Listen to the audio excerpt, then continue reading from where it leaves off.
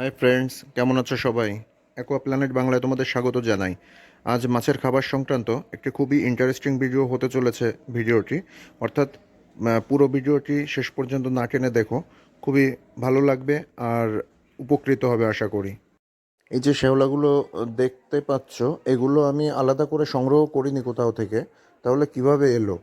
তো আমার চ্যানেলেই কয়েকদিন আগে একটা আমরা ভিডিও ছেড়েছিলাম, ন্যাচারাল প্লান্ট কালেকশন করতে গেছিলাম বিল থেকে। তার সাথে কিছু এই ছোট শ্যাওলাগুলো চলে এসেছিলো, যেগুলো গাছের সঙ্গেই থেকে পরে কয়েকদিন পর দেখি অনেকটা বেড়ে গেছে পরিমাণে। তো আজ এই যে কার্প জাতীয় মাছগুলো দেখলে, আর এই যে মলি মাছগুলো রাখা আছে, এদের ওই শ্যাওলা খেতে দেবো। বেশ কিছুদিন ধরেই আমি খাওয়াচ্ছি, ওখানে শ্যাওলাটা কন্টিনিউ বাড়ছে, ওখান থেকেই খাওয়াই। আর ওর মধ্যে অলরেডি কিছু গাপ্পি আছে, তারাও মাঝে মধ্যে শ্যাওলাগুলো খায়।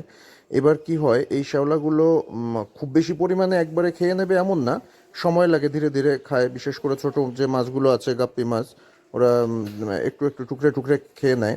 তো এগুলো খেলে কি হয়, আমরা কন্টিনিউ যে দানা খাবারগুলো দেই, তাতে একরকম খাবার খেতে খেতে অনেক সময় পেটে অনেক রকম প্রবলেম থাকে। আর এরা মাছ সাধারণত এইসব ন্যাচারাল জিনিসগুলো খেতে পছন্দ করে। আর এতে এদের হজমের কোনো প্রবলেম থাকলে সেগুলো ঠিক করতে অনেকটা হেল্প করে। তো আগেও এরকম বেশ কয়েকবার দিয়েছি।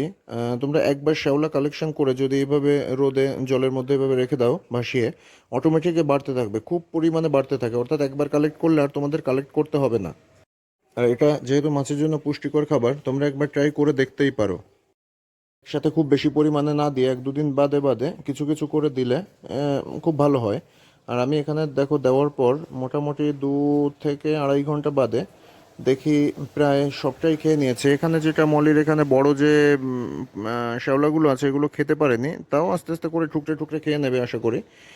বাকি যে ছোটোগুলো ম্যাক্সিমামটাই দেখি খেয়ে নিয়েছে, অল্প কিছু এদিক ওদিক ছড়ানো ছেড়ানো আছে। আর কার্প, ওরা তো খুবই ভালো খায়।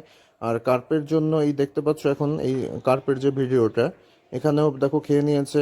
এদিকে ওদিকে ছড়ানো ছিটানো কিছু আছে, ওটাও থাকবে না। আমি এডিট যখন করছি ভিডিও, তখন দেখে এলাম এখন অলরেডি নেই, একটাও নেই, সব খেয়ে নিয়েছে। তো এই দেখো আমি কিভাবে এটা কালচার করছি, এনে রেখে দিয়েছি জাস্ট এই প্ল্যান্ট, যে প্ল্যান্টগুলো নিয়ে এসেছিলাম এর সাথেই এগুলো ছিল, অটোমেটিক হয়ে গেছে, বেড়ে গেছে। আর এই যে বড় যে কচুরিপানাগুলো আছে, এগুলো তোমরা যদি সম্ভব হয় এনে দিতে পারো। বিশেষ করে গোল্ড ফিশের জন্য কচুরিপানাটা খুব ভালো। আমি এখন এই কচুরিপানাটা গোল্ড ফিশের মধ্যে দিচ্ছি।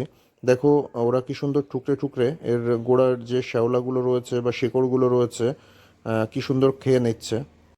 আর মিল্কিগুলো তো কথাই নেই, সব বাইরে একটাও নেই, দেখবে এক্ষুনি সব এই শেকড় খাওয়ার জন্য ব্যস্ত হয়ে গেছে।